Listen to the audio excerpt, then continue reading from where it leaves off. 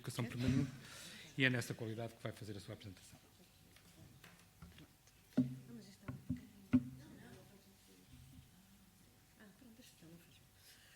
Então, muito boa tarde. Quero cumprimentar todos os presentes, que não são muitos, mas são bons. Estamos todos aqui com muito interesse. E quero aproveitar este contexto e as duas intervenções anteriores, porque acho que nos predispõem, eventualmente, a refletir, portanto, apesar de não haver muito tempo para isso, as questões que eu gostava de colocar aqui, nestes desafios que a educação de adultos atravessa neste momento. Hoje de manhã tivemos aqui o António Nóvoa, que fez, nos anos 80, uma entrevista ao Pierre Dominici. O Pierre Dominici, que foi das primeiras pessoas a trabalhar as histórias de vida como processo de formação de adultos, como processo de educação de adultos, e é engraçado, depois nós vemos o RVCC não só como um processo de reconhecimento, mas também como efetivamente um processo formativo, e ele pôs-lhe algumas questões que vieram no Jornal de Educação na altura, e uma das questões que o Pierre Dominici disse é que a educação de adultos tem potencialidades que podem ajudar a transformar o sistema formal de ensino. Este dito, digamos assim, o Pierre Dominici foi meu professor, toda a vida me levou a refletir nestas questões. Inclusive, eu estudei como é que os meninos não aprendem a ler na escola e como é que fui estudar a escola com os olhos da educação de adultos, porque eu não tive nenhuma formação para professor, portanto não andei no magistério, a minha formação foi a de educação de adultos, e, portanto tenho olhado o sistema formal de ensino sempre com os olhos da educação de adultos, que quem trabalha neste domínio sabe que são os olhos um bocadinho diferentes. Pronto. Então, eu nos anos 60, 70, nós ouvíamos falar na sociologia da educação em problemas da exclusão escolar, da confirmação da classe social que a escola dava, portanto a escola servia não para, como se pensou inicialmente, acabar com as classes sociais, mas pelo contrário, confirmar as classes sociais existentes, a inculcação cultural e ideológica que as crianças dos meios socioculturais diferentes sofriam à entrada para a escola, e a escola até enquanto aparelho ideológico do Estado. Refiro-me ao Bourdieu e Passeron, aqueles autores todos que eram trabalhados na altura. Depois, como acabou este discurso da burguesia e do proletariado, acabou esta reflexão. Mas eu tenho vontade de dizer, enfim, se calhar não existe a burguesia e o proletariado como era tratado na altura, mas que existe exclusão escolar, exclusão através da escola, que a escola continua a confirmar as classes sociais que existem ainda, apesar de ter havido um grande movimento de mobilidade através da escola, que foi um dos méritos do 25 de Abril, sobretudo no caso das mulheres, foi muito importante. Mas, realmente, o que é verdade é que já estou como o povo que diz que existe exclusão, existe, é como as bruxas, não é? Quer dizer, portanto, nós temos também que refletir estas questões repegando na sociologia da educação da altura. Eu, na altura, não gostava muito da sociologia da educação porque achava que fazia um discurso fatalista. E, portanto, eu andei sempre a dizer, com licença, a ver se via para além deste discurso. E, portanto, é essa preocupação que eu tenho trazido quando trabalho as questões do insucesso escolar. Porque é efetivamente um problema que a sociedade tem que resolver hoje. Pronto. Portanto, tal como a Ana Benavente trabalhou nesta altura, mais ou menos, portanto, o insucesso escolar é um fenómeno massivo. São muitos. Continua a ser. Cerca de 60% das nossas crianças reprova pelo menos um ano no ensino básico.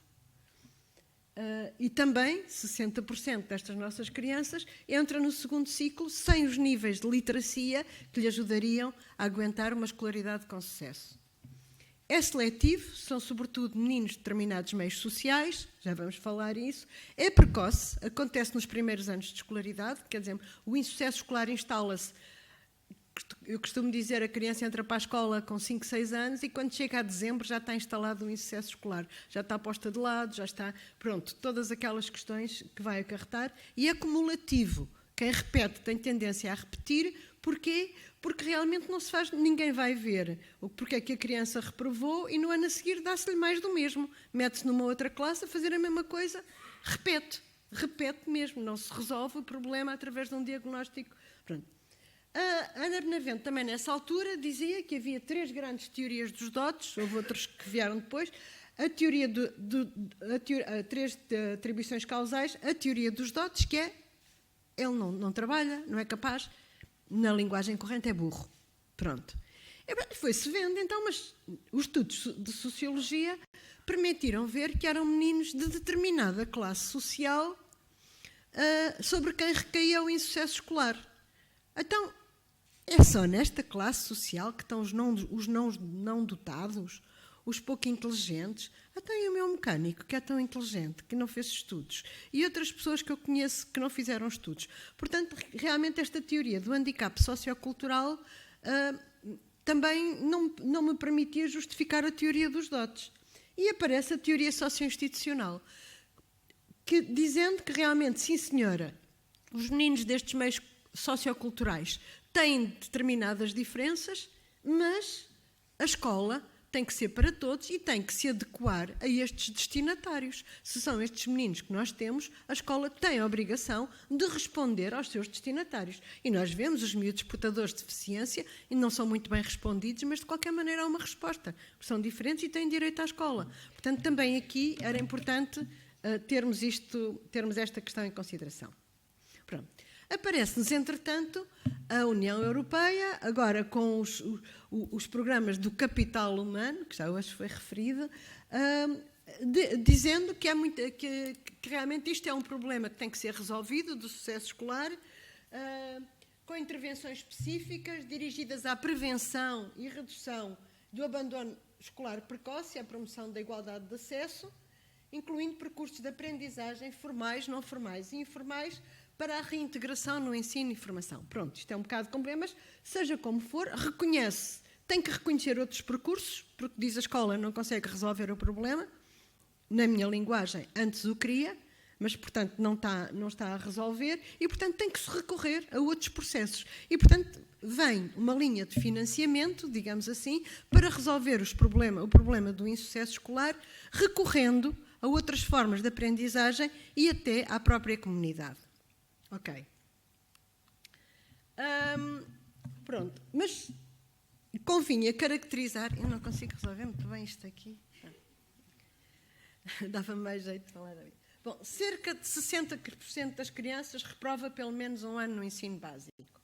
Cerca de 60% das crianças entram no segundo ciclo com níveis baixos de literacia. Quer dizer, sem ter o nível de literacia que lhe permite aguentar uma escolaridade com sucesso.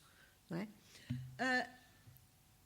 Embora o mal dos outros não me alegre, em França, em 2007, 40% das crianças entravam no segundo ciclo do ensino básico, que lá é o 6º ano, e diziam, não leem com dificuldade, leem lentamente, não entendem o que leem. Portanto, há um problema semelhante, só que nós é muito maior, como sempre. Portanto, não é 40%, devemos andar à volta dos 60%.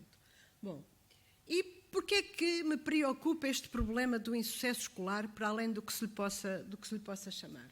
Porque discrimina socialmente, não dá a todos a mesma igualdade de oportunidades. Porque diminui o acesso ao saber, ao empoderamento, à emancipação, quer dizer, um indivíduo, quando sabe, tem mais condições para enfrentar a sociedade onde vive. E, portanto, estamos-lhe a retirar este poder. Porque exclui da sociedade, é muito mais difícil arranjar emprego, é muito mais difícil ter trabalho, é muito mais difícil ver as suas competências e inserir-se no mercado profissional, fazer formação, etc. Causa sofrimento às crianças. Ninguém imagina, mas uma criança de 6 anos, 7 anos, que até ali vivia alegremente com as outras, de repente na escola começa a sentir que começa a ser marginalizada. E, efetivamente, uma psicóloga, uma professora da Universidade do Minho, a Leopoldina Viana, disse que as crianças começam-lhe a aparecer, deixam de desenhar os pés, quando na figura humana não põem os pés. Portanto, estas crianças, quando começam neste sentimento de não perceber o que é que se passa com elas, que até ali foram crianças felizes nos seus meios e eram capazes de fazer tudo, de subir às árvores, de repente começam, portanto, há sofrimento das crianças. E isso é uma questão que me preocupa. Depois ainda há uma outra questão que começou o ano passado, estes anos anteriores, não foi ano passado, a ser falada, é que o insucesso escolar fica muito caro ao sistema.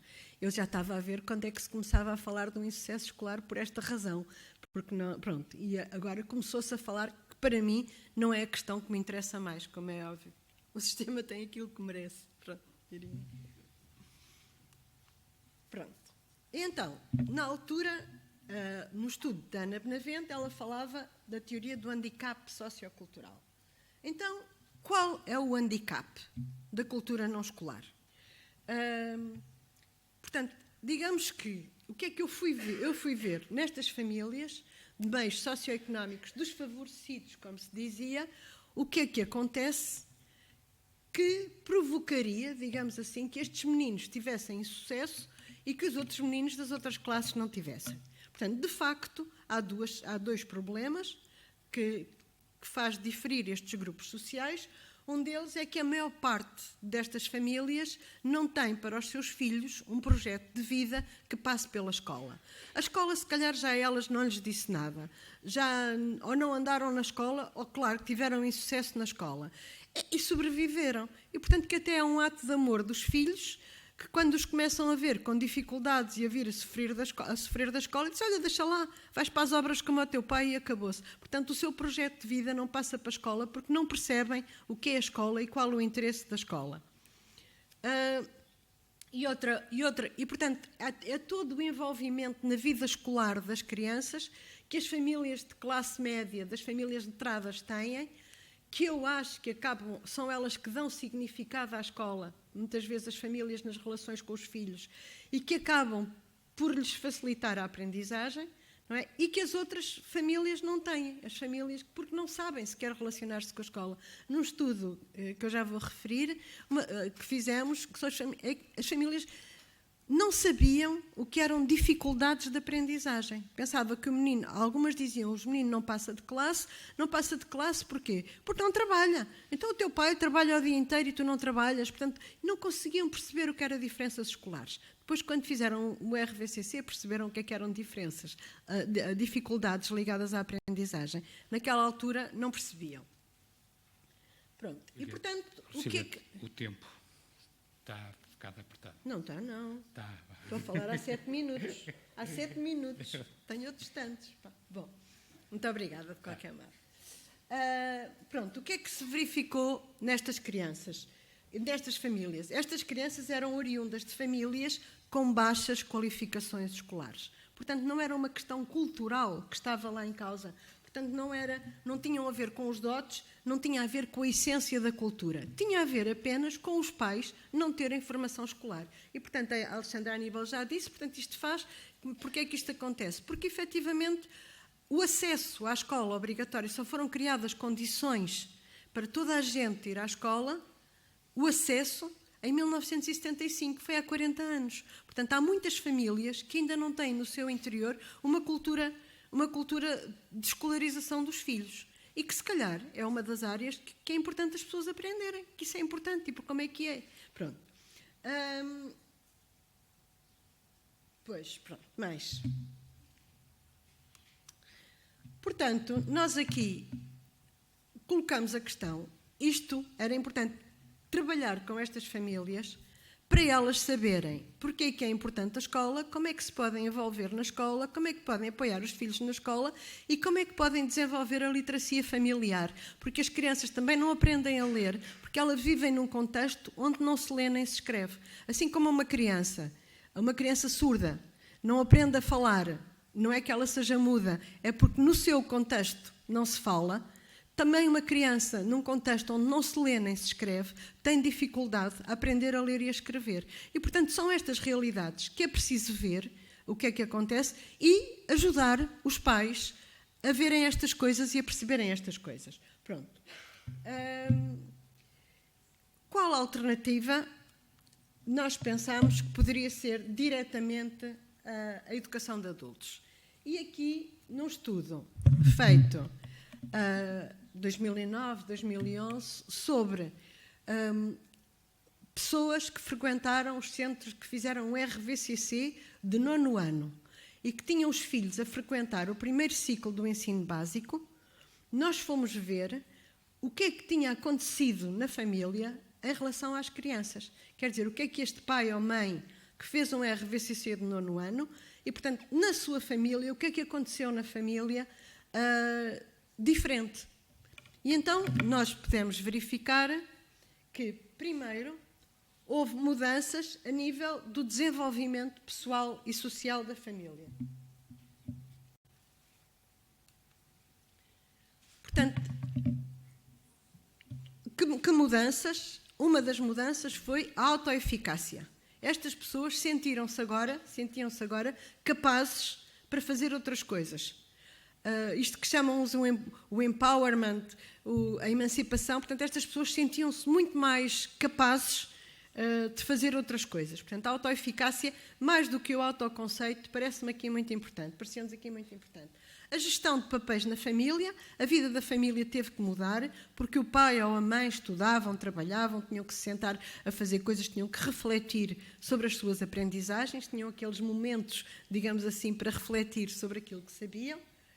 E uma coisa muito importante é o gosto por aprender. Estas pessoas todas, já foi dito anteriormente, fizeram outras formações a seguir. Não fizeram o RVCC de 9º ano, a maior parte das pessoas fez a seguir ao RVCC de 12º ou fez outras formações. Portanto, foi criado o gosto por aprender. Nós que temos uma escola que retira o gosto por aprender, muitas vezes, temos agora uma família com um gosto por aprender. E, portanto, isto vem ter um impacto positivo, de certeza, na vida destas crianças.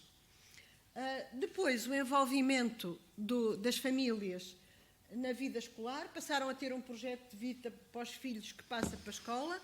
Dizem, o meu filho há de ir mais longe, há de conseguir, há de fazer todos os sacrifícios para ele poder estudar mais. Têm uma compreensão das suas dificuldades, agora sabem o que é ter dificuldades escolares. Apoiam-nos nas tarefas escolares, mais não seja dizendo, vai estudar, arranjam um contexto como deve ser para o menino poder estudar.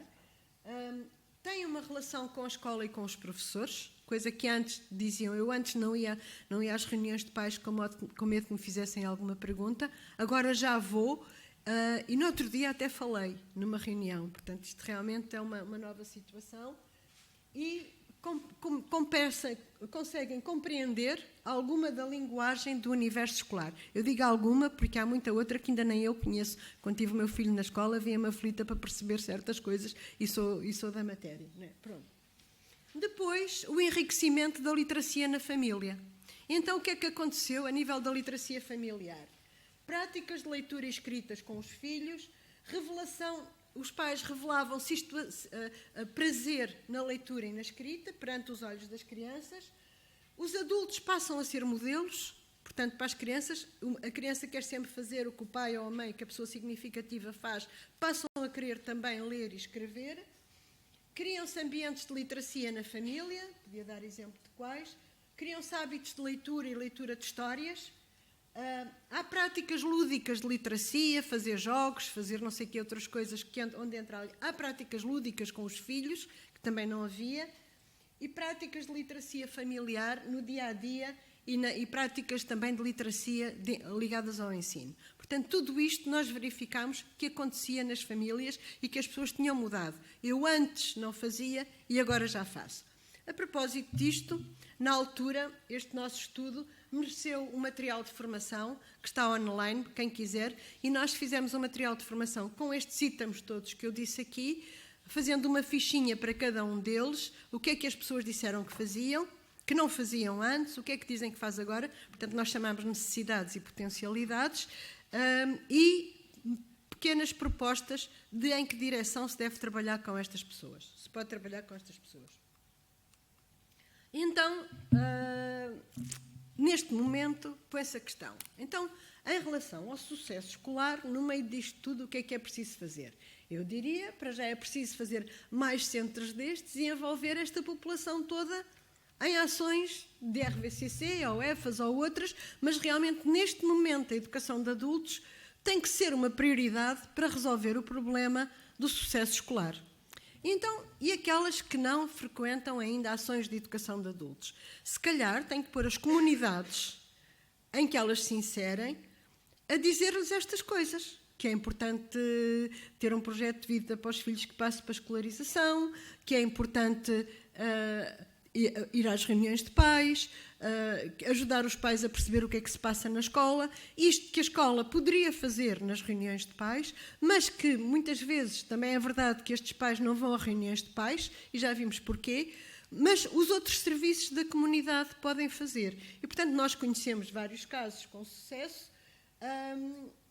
onde realmente a comunidade participa nestes processos. Portanto, o centro de saúde, que é um contexto educativo rico, pode participar, os serviços sociais podem participar e muitos, os serviços associativos, as associações onde as crianças e os adultos participam, podem igualmente participar nestas atividades, ajudando os pais a compreender, informal ou informalmente, estas coisas que nós verificamos que tinham sido mudanças importantes e que facilitam o sucesso escolar. E, portanto, hoje, quando se pede às comunidades para apoiarem nesta questão do sucesso escolar, se calhar esta é uma das vias porque se pode seguir. Ajudar os pais a perceberem, as famílias, a perceberem o que é importante fazer com os meninos para que realmente eles possam ter mais facilidade na escola. Isto teria muito por onde pegar,